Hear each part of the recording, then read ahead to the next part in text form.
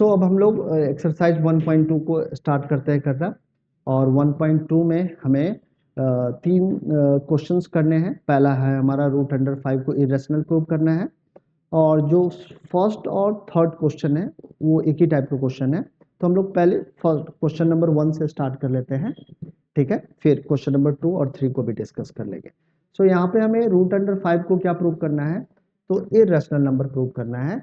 और जैसा कि मैंने पिछले सेशंस में बताया कि प्रूव बाय कॉन्ट्राडिक्शंस मेथड के थ्रू आप इसे प्रूव कर सकते हैं कि ये एक इरेशनल नंबर है। तो प्रूव बाय कॉन्ट्राडिक्शंस में हम लोगों का पहला स्टेप ये होता है कि आप एक कॉन्ट्राडिक्टरी एजम्पशन से स्टार्ट करो, और इसी कॉन्ट्राडिक्टरी एजम्पशंस से आपको एक कॉन्ट्राडिक्शन क्रिएट होगा, और इस कॉन्ट्राडिक्शन के बेसिस पे आप कह सकते हैं कि जो हमारा सपोजिशंस है, जो हमने माना था वो गलत मान लिया था, इसीलिए जो गिवन इंफॉर्मेशन है वो ट्रू है। सो हमें यहाँ पे क्या करना है, रूट अंडर 5 को इरेशनल प्रूव करना है। सो इसका कॉन्ट्राडिक्टरी एजम्पशन क्या होगा, root under 5 B rational number. So ऐसा कॉन्ट्राडिक्टरी एजम्पशन हमने यहाँ पे ले लिया है, पहले स्टेटमेंट में लिखा भी है। रूट अंडर 5 को, since root under 5 is a rational number, so that's why we can write root under 5 is equal to a upon b, ठीक है, where a and b are co-prime and b is not equal to 0। b is not equal to 0 इसलिए लिखा है क्योंकि अगर b 0 के equal होगा तो a upon 0 मैथ्स का एक अनडिफाइंड फॉर्म होगा। सो इस अनडिफाइंड को अवॉइड करने के लिए मैंने यहाँ पे b is not equal to 0 लिख रखा है। साथ में ये भी लिखा है कि ए बी हमारा को प्राइम है। इसका मतलब ये है कि ए और बी में कोई भी कॉमन फैक्टर नहीं है, सिर्फ और सिर्फ वन ही एक कॉमन फैक्टर है। सो अब स्टार्ट करते हैं, अगले स्टेप को लिखते हैं। सो इस इक्वेशंस को जब आप सॉल्व करेंगे तो आप पाएंगे root under 5 into B is equal to A, ठीक है। स्क्वायरिंग ऑन बोथ साइड, हम लोग क्या करते हैं, ऊपर वाले इक्वेशंस को स्क्वायरिंग ऑन बोथ साइड्स। सो ऊपर वाले इक्वेशंस को हमने स्क्वायरिंग किया है। सो स्क्वायरिंग करने के बाद आपको एक रिजल्ट क्या मिलेगा, रिजल्ट मिलने वाला है 5b square is equal to A square. अब क्या है, इन दोनों नंबर का जो प्रोडक्ट है वो ए स्क्वायर के इक्वल है। सो ए स्क्वायर 5 से जरूर ही डिविजिबल होगा। इसको समझने के लिए एक एग्जाम्पल ले लेते हैं, जैसे 5 इंटू 2 ले और ये 10 के इक्वल है, तो आप लिख देंगे कि 10 इज डिविजिबल बाई 5। 10 को आप 5 से डिविजिबल कह सकते हो, ठीक है ना। एक और भी ले लेते हैं, 3 इंटू 7 इज इक्वल टू 21, तो आप कह सकते हैं 21 is divisible by 3। So in the same manner we can write A square is divisible by 5। तो लिखेंगे यहाँ पे here A square is divisible by 5। A square क्या है, 5 से डिविजिबल है। So A is also divisible by 5, ठीक है। सो ये पहला हम लोगों ने इंफॉर्मेशन निकाला है कि ए क्या है, 5 से डिविजिबल है। और ये कैसे निकाला है, तो हमने एक थ्योरम पढ़ा था हमने 1.2 था शायद, और इस 1.2 थ्योरम में हमने ये देखा था कि किसी भी प्राइम नंबर से अगर किसी नंबर का स्क्वायर डिविजिबल है तो वो पर्टिकुलर नंबर भी उस प्राइम नंबर से डिविजिबल होता है। सो इस थ्योरम के कारण हम लोग ये ऐसा स्टेटमेंट लिख सकते हैं। अब यहाँ पे क्या है, a is divisible by 5। So a हमारा क्या होगा, 5 का जरूर ही मल्टीपल होगा। सो a को वी कैन राइट 5 इंटू सी। अब इस a की वैल्यू को ऊपर वाले इक्वेशन में सब्सटीट्यूट कर देते हैं। सो अगर आप इसको सब्सटीट्यूट करोगे तो 5b square is equal to 5c whole square मिलने वाला है, और इस कारण से आपको नेक्स्ट स्टेप में मिलेगा 5b square is equal to 25c square. So now you have b square is equal to 25c square upon 5। so finally we have b square is equal to 5c square। so इस वाले equation से हमें क्या information मिलता है, तो इस वाले इक्वेशन से हमें ये इंफॉर्मेशन मिलता है कि b square is divisible by 5 since the product of b and c square is equal to b square, that's why we can write b square is divisible by 5। b square is divisible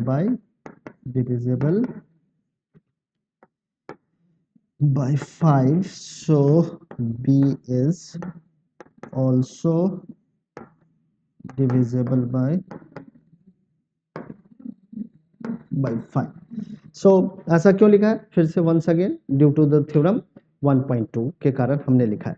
अब हमारा देखो कि 5 a is divisible by 5 and b is also divisible by 5। सो आप कह सकते हैं, सो आप लिख सकते हो कि 5 is common factor of a and b। ठीक है, this contradicts my assumption that a and b are co-prime। ये हमारे assumptions को क्या कर रहा है? रॉन्ग प्रूव कर रहा है। therefore root under 5 is irrational. इसलिए आप कह सकते हैं कि रूट अंडर 5 क्या है? एक इरेशनल वैल्यू है। सो इस तरीके से रूट अंडर 5 को इरेशनल अप्रूव कर सकते हैं। तो मेरे को लग रहा है कि ये जो मैंने प्रूव किया ये आपको समझ में आ गया होगा। ठीक है ना? सो अगले वाले क्वेश्चन की तरफ बढ़ते हैं और देखते हैं कि अगला वाला क्वेश्चन किस तरीके से हम लोग अडॉप्ट कर सकते हैं। अगले वाले क्वेश्चन में भी हमें क्या करना है कि इरेशनल प्रूव करना है। वैल्यू क्या दे रखी है? तो 3 + 2 रूट अंडर 5 इसको हमें इरेशनल प्रूव करना है। सो फिर से हम लोग वही लेने वाले हैं। कौन सा मेथड यूज करेंगे? तो प्रूफ बाय कॉन्ट्राडिक्शंस को ही लेने वाले हैं। प्रूफ बाय कॉन्ट्राडिक्शन में हम लोग कॉन्ट्राडिक्टरी एजम्पशंस के साथ स्टार्ट करते हैं। तो ऐसा ही हम लोग करने वाले हैं। लिखने वाले हैं यहाँ पे कि let 3 + 2 root under 5 B rational. ठीक है, ये एक रैशनल वैल्यू है। So we can write 3 + 2 root under 5 as a upon b, where a and b are integers and b is not equal to 0। ठीक है, ऐसा कंसिडरेशंस के साथ हमने स्टार्ट किया।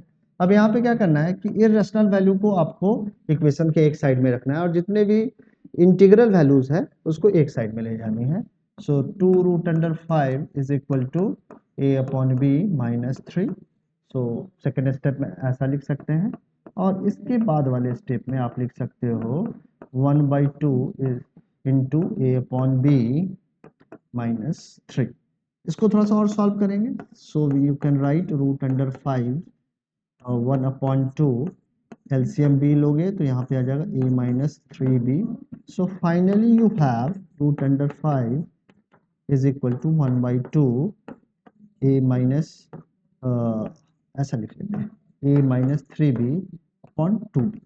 अब देखो यहाँ पे ए बी आपका इंटीजर्स था और ए बी के इंटीजर होने के कारण ये जो पूरी की पूरी वैल्यू है ये एक रैशनल वैल्यू है और कभी भी एक रैशनल वैल्यू एक इरेशनल वैल्यू के इक्वल नहीं होगी। ठीक है ना?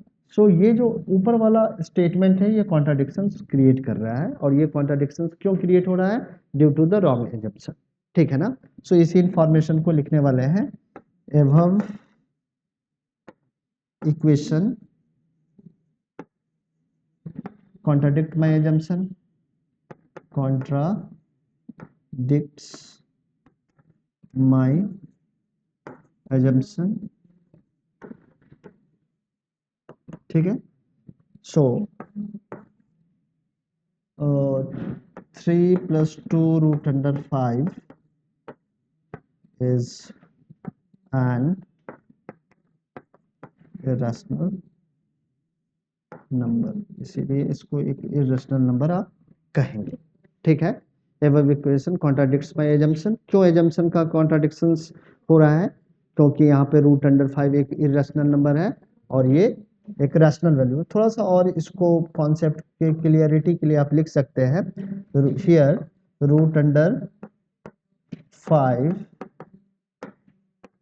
is an irrational number and a -3b upon 2b is a rational so above equation contradicts my assumption, and therefore finally you can write 3 plus 2 root under 5 is an irrational number। ठीक है, तो इस तरीके से आप इस question को attempt कर सकते हैं। बाकी क्वेश्चन में यही आपको स्टेप्स करना है, जैसा कि यहाँ पे एक क्वेश्चन है 1/√2, तो आपको रेशनल वैल्यू को एक साइड में ले जाना है इक्वेशन के, और इरेशनल वैल्यू को एक साइड में ले जाना है, और इससे आपका कॉन्ट्रडिक्शन क्रिएट हो जाएगा।